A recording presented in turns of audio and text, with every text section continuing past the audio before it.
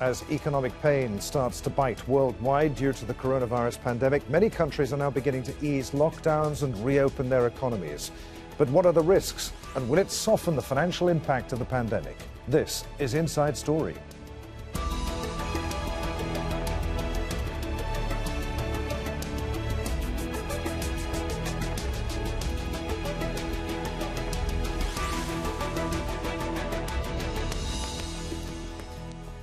Hello, welcome to the programme. I'm Adrian Finighan. It's been described as the Great Lockdown by the International Monetary Fund, and it could have created the worst recession in nearly a century. Both rich and poor countries are affected by measures taken to control the coronavirus pandemic, and governments are under pressure to stabilise markets and prevent job losses.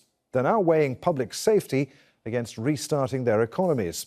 Although many countries are reopening stores and schools, there are differences over where and when businesses can resume operations. For many, the prospect that the world may be returning to normal is a relief. But health experts say that relaxing too much too soon could trigger a second wave of infections. Here's a look at how countries are beginning to roll back their lockdown measures. Germany and Norway are among countries in Europe lifting some restrictions on shops and nurseries, but others, like France, are holding off. Governors in the US are discussing plans to lift some constraints, but some Americans have taken to the streets demanding that they be allowed to reopen businesses. South Koreans are returning to work, and shopping malls and some restaurants are now beginning to open, but other Asian countries that didn't impose strict restrictions from the start, like Singapore, are now tightening up. Iran has allowed some shops, factories and warehouses to reopen. It's also lifted a ban on travel between cities, but elsewhere in the Middle East, restrictions remain tight. Let's bring in our guests for today's discussion. From Washington, D.C., we're joined by Jeremy Konyndyk, a senior policy fellow at the Center for Global Development. From Bonn, Hubertus Barth, managing director and head of research at the German Economic Institute.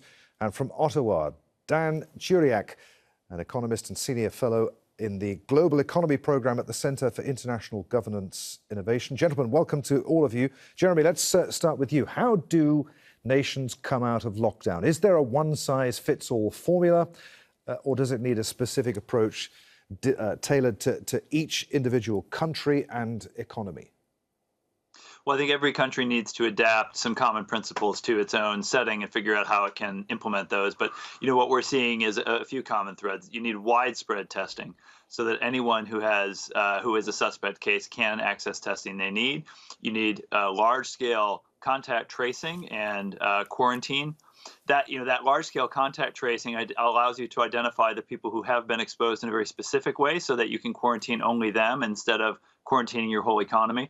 And then it's very, very important as well to scale up hospital readiness so that if there are future surges, the hospital system does not become overwhelmed. Hubertus, is Germany coming out of lockdown at the right time? It's dealt with the pandemic very well, but does it risk a second wave of infections by lifting restrictions too soon? Well, we're not already exiting the lockdown. We start easing the lockdown with very small steps. We have first shops to open. We have some first classes going back to school. Those who are going to do their final exams soon. But that's not a very quick exit. And what our government is paying attention on is exactly trying on the one hand side to improve capacities to test and trace, and then to bring people into isolation if necessary, and on the other hand side, keep medical capacities high. But so far, our hospitals are far from overwhelmed, and that's good news. Dan, when is the right time to come out of lockdown? Obviously, it's prudent and sensible to have a plan in place, but when is the right time to put that plan into action? At what point in the curve? Well, definitely you have to have the curve flattened. If you try and open up the economy before the population has confidence, it probably won't work anyways. And it does risk then the re-emergence of new clusters and new concerns. We're looking at, we're just talking about how to do it, but I think we're looking for a protocol that will allow the factories to get reopened. We're looking to models that have been developed. We're already hearing in Germany about how to practice social distancing within a factory setting, the wearing of masks and so forth. And obviously, because this bug has very different impacts for the elderly versus for other people, you need a protocol that will still protect your most vulnerable population while you get the economy reopened. We're talking about this now. We're still not doing it. Jeremy, we've talked before on Al Jazeera about the fact that you had a hand in writing the Obama-era playbook on handling a pandemic. Did that playbook contain advice on post-pandemic planning? That playbook was mostly focused on being ready for the pandemic when it arrived. It didn't focus as much on exiting from a scenario like this. It was really focused on avoiding a scenario like this, avoiding this kind of large scale, this need to have a large scale sustained shutdown of the economy and of human mobility, because it kind of laid out advice and guidance on how to avert this scale of cases that we've now seen in this country. I want to just pick up on one other point that the last commenter made, which is the importance of vulnerable populations. I think that has been a huge lesson, frankly, a predictable lesson here in the United States, that much of the mortality, many of the worst outcomes we've seen have been in long-term care facilities and elder homes. We've seen that in a number of different countries now. But not just here. I think even in Singapore, a different kind of marginalized population, their migrant population, which has been left out and more peripheral to the mainstream thrust of their public health effort. That's now where their latest clusters of cases are. So it's very important to take a holistic view of everyone who's living in your society in order to be ready to begin exiting. Hubertus, to what extent is trust in the authorities key to lifting lockdown restrictions as well? I mean, how much faith do people there in Germany have in the government and its handling of the pandemic? Well, I think so far faith is good that the government did the right steps in order to bring the pandemic or the epidemic down. But we see the starting point of a discussion whether these restrictions are still necessary or not. And as number of active cases is going down, as the numbers medical professionals tell us that are relevant for to assess the situations are getting better, people are getting more and more anxious to go back in the street and go back to their daily life, their normal life, more or less. And in some parts, I think it's easier than in others. I mean, bringing people back to the shop floors, for example, that's a question of health and safety in the factories, and that can be organized. But for example, commuting, public transports, that starts to be much more complicated, as there are a lot of people close to each other and more possibilities for infection. And then schools, kindergartens, even more problematic. But on the other hand side, very important for families to be able to get to work again, to have people to have their children back at school. And then finally, as it has been mentioned rightfully, the specific problem of risk parts of the population, elderly homes, are in Germany as well one of the core sources of severe cases and mortality rates. Dan, what's your view on that? How do governments balance the need to get their economies moving again with the potential danger to the public? I mean, is first opening schools, kindergartens and low-risk shops and businesses the way to go? Well, I'd say that you need to have a protocol, I would call it, of how to do this. For example, opening schools seems to be one of the areas where there's the least risk overall to the population, but nonetheless, if the students are coming back into the homes and interacting with elderly parents or grandparents, you still have that issue. So the question is how you do it. Do people go back to school, but now with face masks? Do we go back to school, but you have fever testing or other kinds of tests at the door before they're allowed into the school? Those kinds of things. Ultimately, I think the population will need to have some confidence from governments that we do have the situation under control. We've now all becoming, I guess, epidemiological modelers, and we're familiar with the models. And we see, people like Angela Merkel, Chancellor Merkel, explaining the basic reproduction number to the population. I think we're going to want to see our experts telling us that we have the situation under control, that the models are now telling us that it is safe to go back in the water, as it were. Jeremy, on that issue of having confidence in government's handling of the situation, what do you make of the protests that we've seen in recent days in some US states calling for these shelter-in-place restrictions in the US to be lifted? Well, I think that you have to start by saying that represents a pretty small minority of the population. The polling very consistently shows that the public at large, both Republican and Democrat supporters, are supportive of the shelter-in-place restrictions, and they recognize that they're necessary for safety. I think there is a very vocal minority, and one that unfortunately is being actively stoked by the president and by Fox News, that has been showing up and protesting. But I don't think that's representative of a groundswell throughout the country. It is really unfortunate, and frankly, it's dangerous because, of course, these protests are practicing the opposite of social distancing, which is a lot of people, many of them high risk, clustering together, no masks, close in together. They're poor politics, but they're also very poor public health. All right, the president's apparent support for these protests, it's irresponsible, isn't it? And that is not an example of good governance. I mean, how can people have trust then, the kind of trust in authorities that is required to open up economies, when you have the president acting in this way, even though state governors some of them are being pretty exemplary?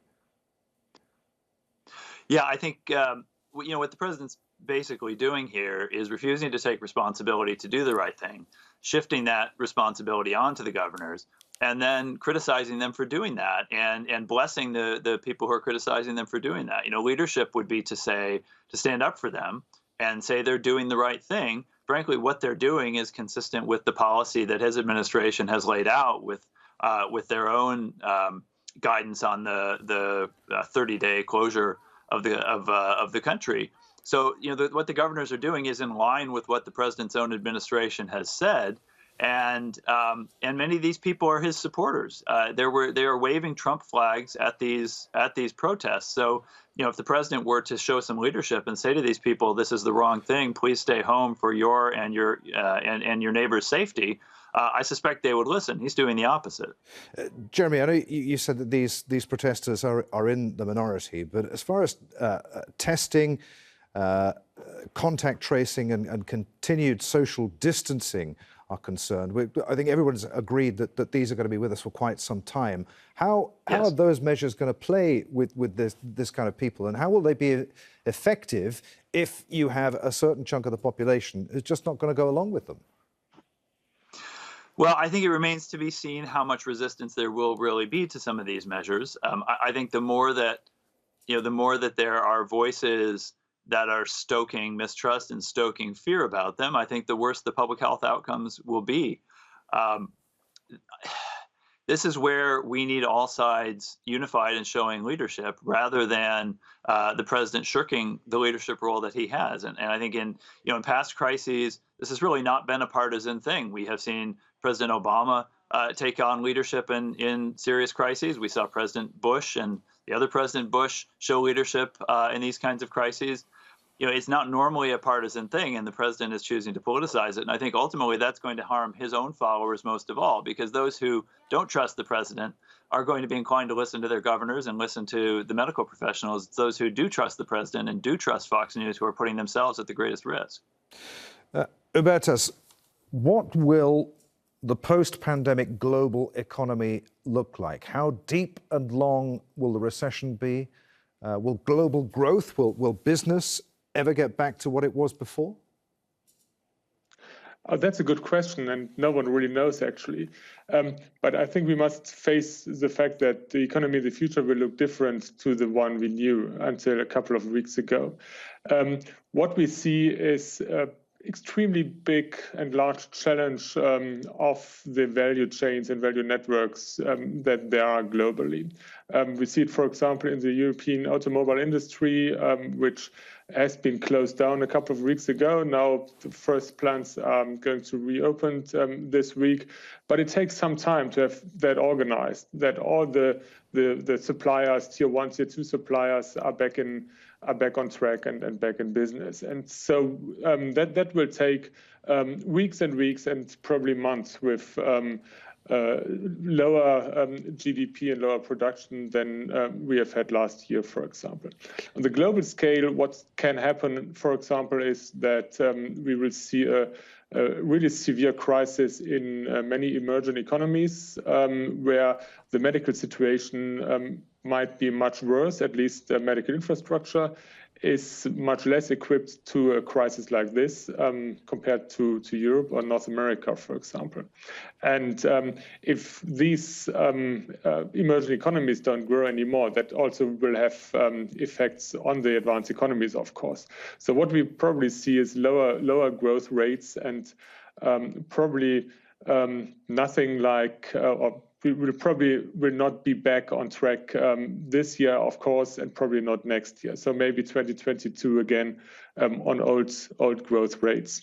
But what we need, I would like to come back to the question of trust and confidence. I think it's a very fine line for policymakers. On the one hand side, to introduce restrictions where necessary, and then people will follow them. But on the other hand side, making sure that restrictions are lifted when they are not necessary anymore.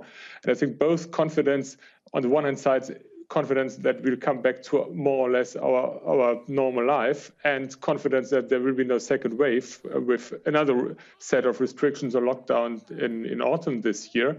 Both is necessary for companies to invest. It's necessary for consumers to buy a car or do something at their home or whatever, and to restart the economy. So that's really crucial to do what is necessary, but not to be too restrictive, and not to take the people the positive outlook. Dan, what role do organizations like the IMF, the World Bank, have to play in a post-pandemic recovery? Well, they're going to have certainly a major role to play in providing financial support for the emerging markets which are facing a debt crisis. This is an extraordinarily unusual situation that we have, in that usually we have different parts of the world have different problems. This one is we're having the same problem, but at different times. It's rolling around the world. And the recovery is dependent upon what happens elsewhere. So Canada, for example, you can always forecast the Canadian economy based on what the U.S. economy is doing. If the U.S. economy is unable to get itself back on its feet, our growth rate is dependent upon that. China, for example, after having a very severe drop in GDP in the first quarter, now is facing the fact that there isn't any international demand, slowing it down in the middle of this year. So, and also we need to have this trust element at the international level. If we don't trust other countries to be containing the pandemic, then international travel will not be able to resume. And so this issue also comes out in terms of the what we're facing, a paradox of prudence. If consumers don't have confidence that this economy is going to take hold, they will be all saving for the rainy day. And of course, if everyone saves for the rainy day at the same time, then we guarantee that that rainy day will come. So this is a major challenge of getting confidence back to the consumer. It's also a major challenge of having international comity on this, on having cooperation. And of course, that's exactly where the breakdown is happening. We're not seeing that kind of cooperation. Jeremy, what are the dangers for economies as they begin to open up again? To what extent will the weak, both in terms of countries and businesses and communities, be trampled on by the strong and the rich? Will vulture capitalism make a killing? Well, I think it's hard to predict exactly what shape this is going to take. I think what we can presume and what we're seeing already is that it's the economically marginalized who are bearing the worst of this so far. I suspect the richer economies will rebound more quickly. The poorer economies are going to really struggle, and they're going to need a lot of help from international institutions like the IMF and the World Bank. You think of the amount of money the U.S. government is pouring into prop up the U.S. economy, $2 trillion a few weeks ago. They're talking about now another $500 billion for small businesses. That's being debated in Congress right now. That's a massive amount of money for one country. If you begin thinking about what that looks like across the whole world's economy, you begin to get a sense of, the size of the effort that will be required. And I think to avoid the kind of predatory economic practices, it's going to be very, very important both to have some international solidarity between countries around that and to have the international financial institutions step up. Hubertus, I need a brief answer from you, if you can, please, under a minute. If Germany is hurting, it's in no place to help the rest of Europe, is it? But Germany is able to help the rest of Europe. Public finance is in good shape, and so we and some other countries have to also pay our part in order to keep Europe running and keep those countries running that are much worse hit, like Italy or Spain. Dan, it could be argued that the Great Depression fueled Nazism, the 2008 financial crisis fueled populism. What happens after the pandemic and recession of 2020? Are you nervous or optimistic? Is the world going to be a better or worse place for the coronavirus, both economically and politically? Well, that's a really good question. There's a lot of big picture thinkers out there drafting scenarios. I'd say that, first of all, what we're seeing is a pandemic shock layered on a trade war shock, which in turn is also layered on a digital transformation shock. The COVID crisis, I think, is accelerating a lot of things that we would have been expecting to see with the digital transformation in terms of the way business functions, business meetings, international travel, so forth. So the world is being reshaped dramatically. And on top of that, you have the United States, which had structured the global institutional framework at Bretton Woods in San Francisco back in the 1940s. It's pulling the rug out from that institutional order. And the Europeans are struggling to find new ways to keep the WTO going on with this dispute resolution mechanism and other ways to keep some kind of international structure going. But I think we'll see a new world order, if I can use that word, emerging from this. And it will be driven heavily by technology. It will be driven heavily by the kinds of risks that this has shown up. For example, the emergence of export restrictions, first on medicines and medical gear, and now laterally on even food. And you have Japan, for example, subsidizing a repatriation of its supply chains. So this is reorganizing the world in a way which is less cooperative than it was before. And on top of that, the Cold Warriors have seized on the COVID crisis to intensify the Cold War with China. So the world is not shaping up to come out of this in a very strong, coordinated response. It's shaping up to be coming out of it fractured. Indeed, in Europe, we've even seen within the single market borders being shut. We see the lineups of tractor trailers at the Bulgarian-Romanian border, as if this was the old Soviet times. So a lot of concerns, I'd say, and it will take a lot of new thinking and a lot of developments on the ground to actually work out what this will look like. Gentlemen, there we must end our discussion. Many thanks indeed for being with us. I really appreciate it. Jeremy Konyndyk, Hubertus, my pleasure, and Dan Churiak. And thank you for watching. Don't forget you can see the programme again at any time just by going to the website at aljazeera.com. For further discussion, join us at our Facebook page. You'll find that at facebook.com/AJ Inside Story. And you can join the conversation on Twitter, our handle at AJ Inside Story. From me, Adrian Finighan, and the whole team here in Doha. Thanks for watching. I'll see you again. Bye for now.